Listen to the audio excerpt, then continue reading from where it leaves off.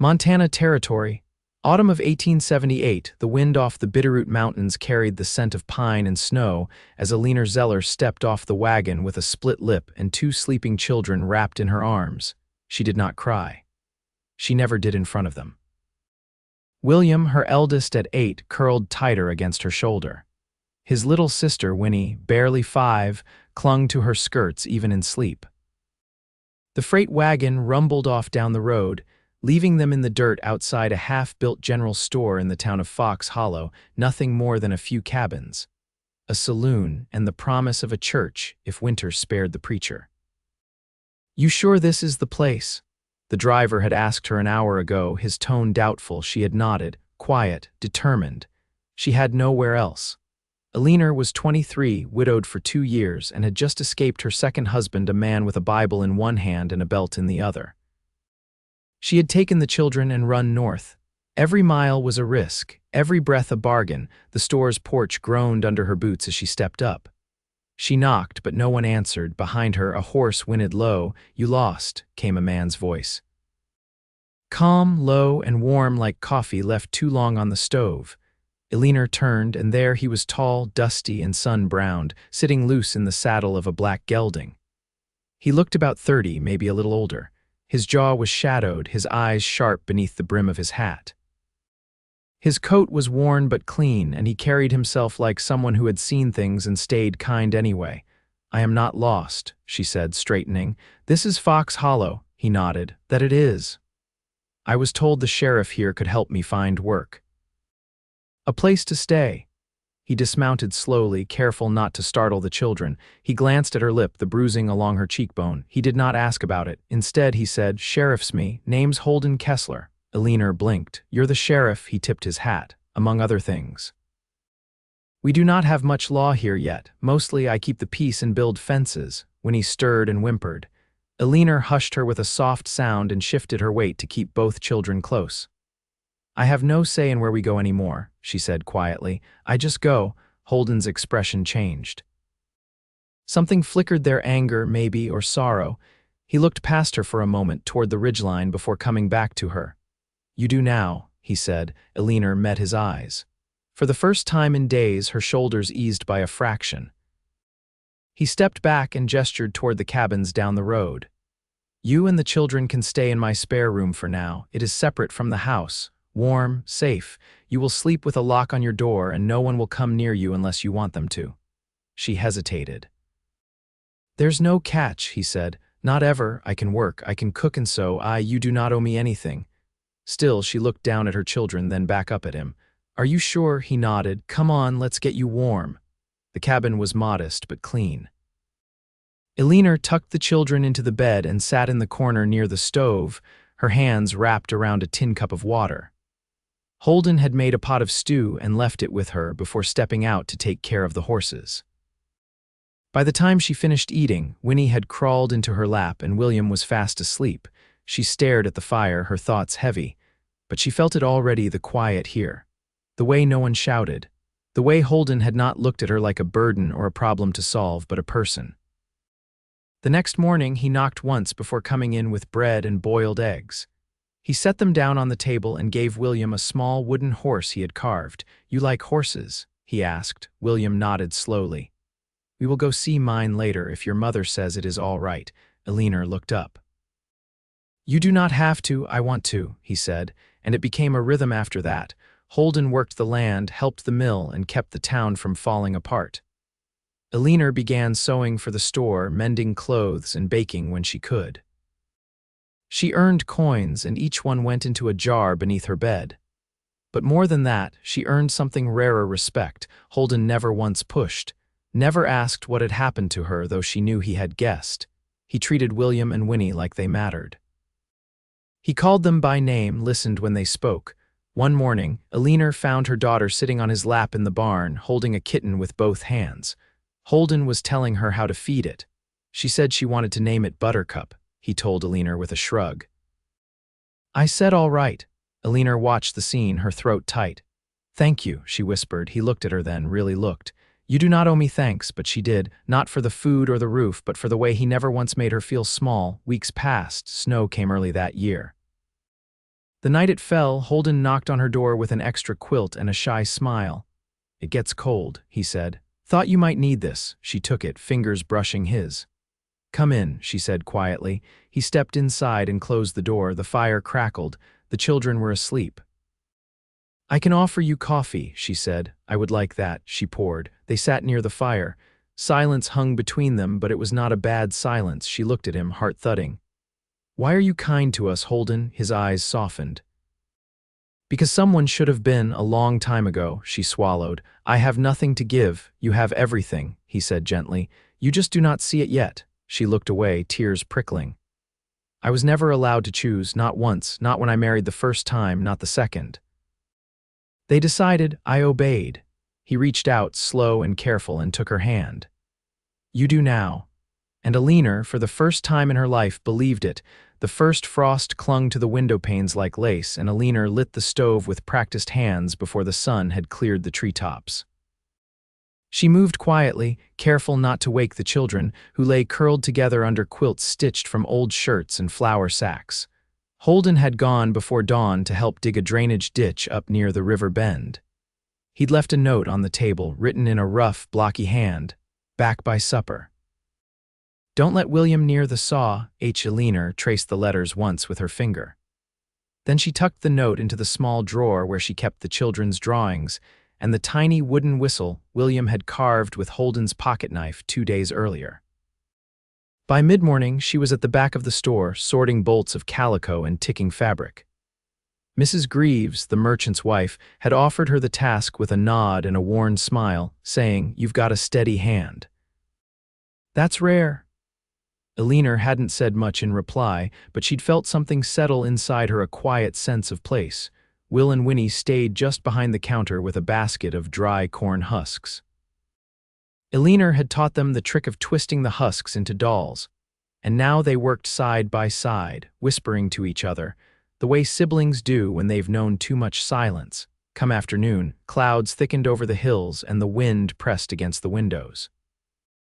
Eleanor closed the shutters before heading back through the muddy street, skirts lifted just enough to keep the hem dry. She paused when she saw the smoke.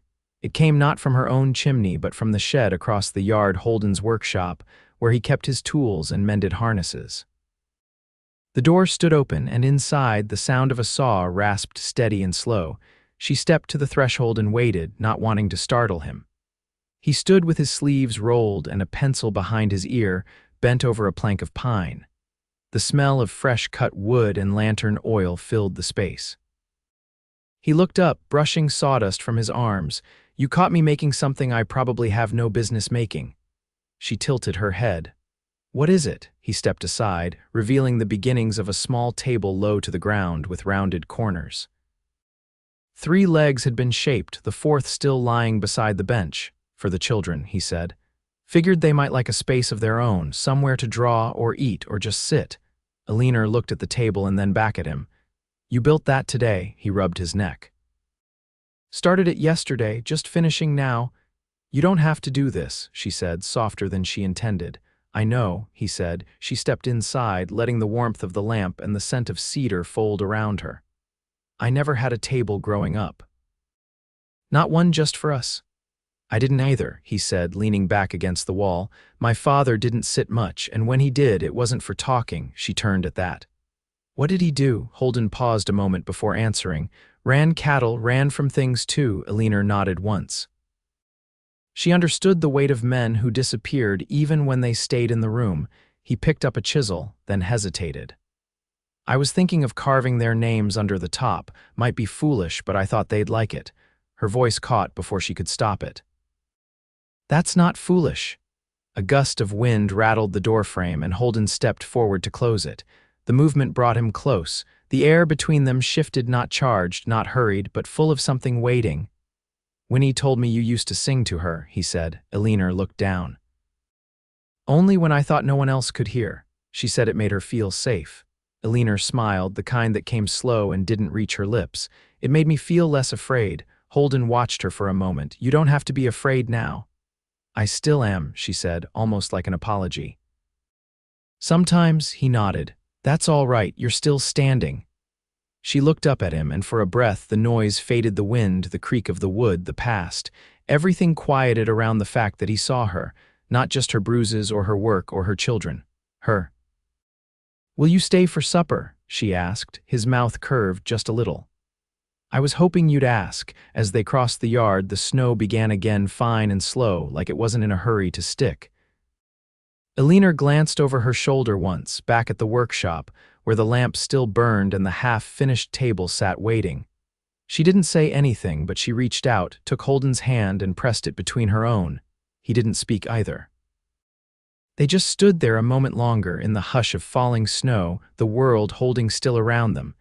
The stove had gone cold by the time Eleanor stirred from the edge of uneasy sleep. The wind had died, but the frost hadn't.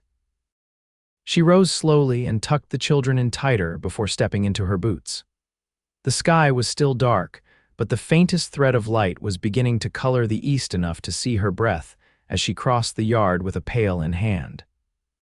Holden was already outside, brushing snow off the woodpile with his coat collar turned up. "You shouldn't be out in that thin shawl," he said without looking up. "I've worn less," she replied, voice low. He straightened and handed her a split log. "That doesn't mean you should have to." She took it and added it to her armful. "You always up this early, most days." He paused, glancing toward the tree line. "Animals don't wait on comfort." She followed his gaze. "I saw tracks near the henhouse yesterday, not dog, bigger." He nodded. "Bobcat, maybe. I'll check the traps today." They walked back to the cabin in silence, their steps muffled by the snow. Inside, Eleanor piled the wood near the hearth, and Holden crouched to light the flame. His hands moved with a quiet efficiency, and she watched the way his brow furrowed when he struck the flint. "You ever think about leaving?" she asked after a moment. He sat back on his heels. "I did once. Got as far as Utah territory. Thought I'd head west, maybe see the ocean. And," he rubbed his palms together, "didn't feel right. I kept thinking of the land here, the kind that holds your name, even if no one else knows it." Eleanor poured water into the kettle and set it over the flame. "I don't think any land's ever known mine." "You'd be surprised," he said. There was no warmth in her reply, but no bitterness either. "The folks I came from didn't leave roots. They just moved when things started to rot. You stayed," he said. "That's something." She didn't answer right away, only stared into the fire until the kettle began to hiss. Then she turned, her voice quiet. "I've been trying to make a plan. For the spring, I could take in more sewing. Maybe see if the merchant needs help with ledgers." "I can count well." "You don't have to go," he said. "I'm not going." She met his eyes. "But I want to know I could if I needed to." Holden stood and poured 2 cups. "That makes sense." They sat at the table, the low one he'd finished the week before, now set beneath the window where the children liked to draw. The legs were sturdy, the top smooth from oil and polish. Eleanor ran her hand along its edge. "They wrote their names here," she said, her fingers pausing over the faint carving. "You helped them spell them right." "They know who they are," he said. She looked up and held his gaze. "I'm still figuring that out." He didn't look away. "Take your time." "There's no clock running here." The door creaked and William appeared, hair mussed from sleep, eyes still heavy. He crossed the room and leaned against Eleanor's side. "Hungry," he mumbled. Holden reached across the table and passed him a slice of cornbread left from the night before. William took it with a nod and sat on the floor, back resting against the wall. "Winnie still asleep?" Holden asked. Eleanor nodded. "She'll wake when the sun finds her." They finished their coffee in silence, and when Eleanor stood to stir the pot, Holden brought over a wrapped parcel and set it on the counter. "What's that?" she asked. "Something from the mail wagon. Came with an order of nails." "I told the driver I'd hold it for you." She unwrapped it slowly, a folded piece of calico, pale green with tiny white flowers. Her breath caught. "I didn't order this." "It was addressed to you," Holden said, "from someone in Nebraska." The name wasn't familiar. Eleanor ran her fingers over the fabric. "My mother had a dress like this once, before everything fell apart." She folded the cloth again and pressed it to her chest. Holden didn't speak. He didn't need to. Later that morning, while Holden repaired the fence near the creek, Eleanor sat with Winnie on the cabin steps. She used the edge of her sewing scissors to shape a scrap of muslin into a bonnet for the child's doll. The air had softened, the chill lifting just enough to bring a scent of damp earth. "Mama," Winnie said, "when can we stay here forever?" Eleanor looked out over the field where Holden's figure moved slow and steady between posts. "We're already staying," she said. "But forever," Winnie insisted. Eleanor smiled faintly, tucking the bonnet ribbon beneath the doll's chin. "We'll see." That night, after the children were asleep and the fire burned low, Holden lingered in the doorway, hat in hand. "I'll be riding out tomorrow," he said. "A marshal's coming through, wants a look at the boundary lines. How long? 2 days. Maybe 3 if the river's high." Eleanor stood, hands clasped in front of her. "I'll keep the stove going." He looked at her then, long and sure. "You'll be all right," she nodded. "I've made it through worse." "I know," he said. "But I'll come back." She stepped toward him, the space between them narrowing. "I believe you," she said. He reached out, brushing a curl from her temple. His hand lingered, not pressing, just resting there, like he was memorizing the shape of something he didn't want to lose. Then he leaned down and kissed her, not hurried, not asking, just a quiet promise laid bare. When he pulled back, her eyes were still closed. She opened them slowly. "Come back safe." "I will." And he did. The trail dust hadn't yet settled when Holden rode back into Fox Hollow. Eleanor saw him from the window, his coat dusted in clay-red grit, reins slack in one hand. He rode slow, like the road had grown longer on the return. She let the curtain fall closed and stepped into her boots, pulling her shawl tighter without thought. He dismounted with a wince and tied the gelding to the post. His left arm hung stiffer than usual, and he favored his right leg as he climbed the porch steps. "You're late," she said, opening the door before he knocked. "River ran high," he answered. "Had to wait it out on the north bank." "Mule team near tip trying to cross. You're hurt." "Not badly." She stepped aside. "Come in." The children were asleep in their corner of the cabin. Winnie curled beneath the quilt Eleanor had mended during the storm, William's arm flung over his sister's side. The oil lamp on the table threw their shadows long and soft. Holden eased himself into the chair near the stove. Eleanor knelt beside him and reached for the cuff of his coat. "What happened to your arm?" He didn't pull away. "Horse stumbled on a shale ridge." "I caught the fall, but not without a price." She rolled the sleeve back carefully. A bruise bloomed from elbow to wrist, the skin dark and hot to the touch. "You should have gone to the dock in Thompson's Crossing. I'm here now." She dipped a cloth in the basin and began to press it against the worst of the swelling. "Marshall get what he came for?" she asked. Holden nodded. "Boundaries clear, land west past the pine rises open for claim come spring. He'll post it in Helena." "Will that bring more settlers?" "Likely." They sat in quiet for a moment, the only sound the ticking of the stove and the shift of coals. Eleanor wrung out the cloth and folded it over the bruise. "You shouldn't ride alone out that far." "Didn't have a choice." She looked up at him. "You always have a choice." His gaze held hers. "Not when it comes to keeping this place safe." She set the cloth aside, wiping her hands dry. "What about keeping yourself safe?" He leaned forward slightly. "That stopped mattering when I knew there were people here worth staying safe for." Eleanor stood and crossed to the hearth, her back to him. "You shouldn't say things like that." "I'm not asking anything of you," he said. "Not now, but I mean what I say." She turned, slow. "When you left, I thought maybe it would feel like before, like waiting for someone who never comes back. You've waited for that before, too many times." He rose from the chair, stiff but steady. "I'm not them." "I know," she said. "That's what scares me." He crossed the room and stood before her, close enough for her to feel the heat from his coat. "I won't leave unless you ask me to." She looked up at him, and for once, she didn't guard her face. "I don't know how to want something without fearing it'll be taken." He reached to her, not touching, just waiting. "What if it's not taken? What if it's given?" Her breath caught. He didn't move until she did. One step, then another, until her hand rested against his chest. His heart beat steady beneath her palm. "Then I'll learn how to keep it," she whispered. He bent, brushing his lips to her forehead. It wasn't a claiming. It was a promise. Later, after she'd bolted the door and banked the fire, she found him still standing near the window, watching the night. "Come sit," she said softly. He did.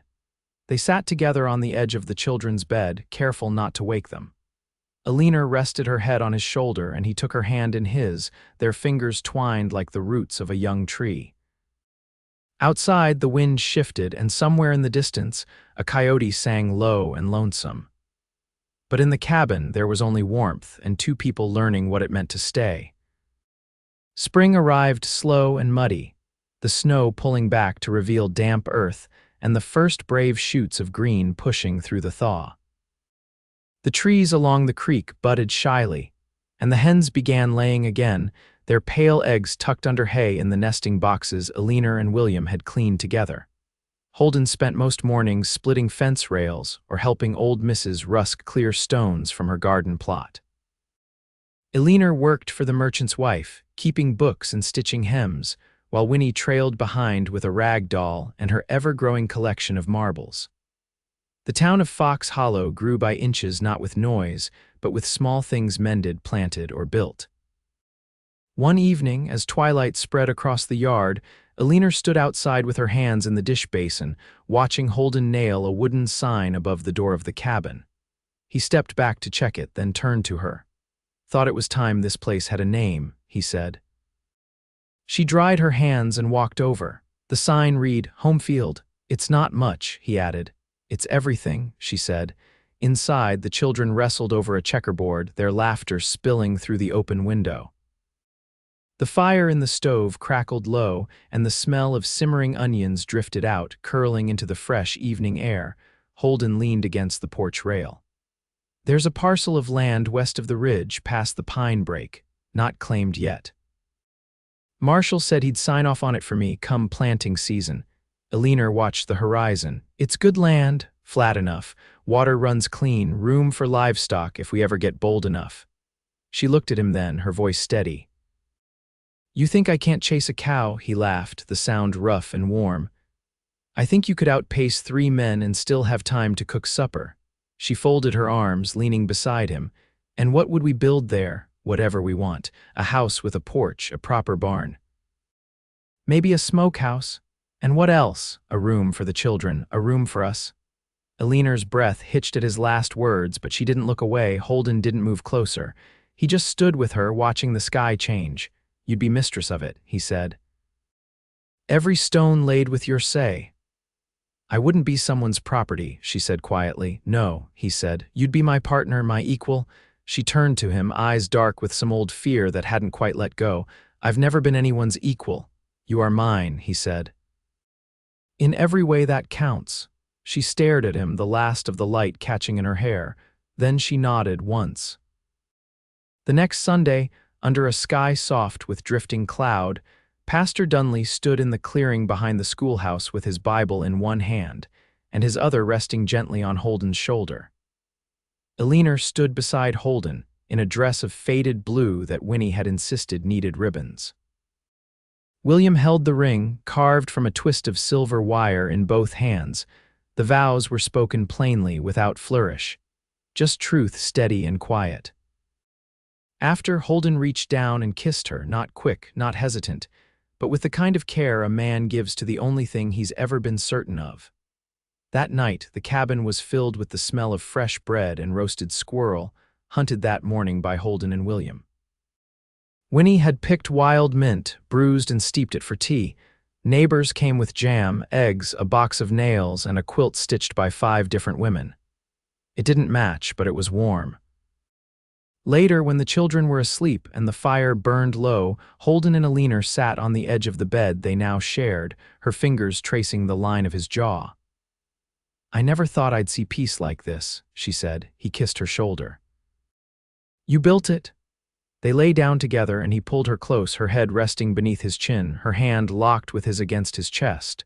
The wind moved outside, soft through the eaves, but inside everything was still.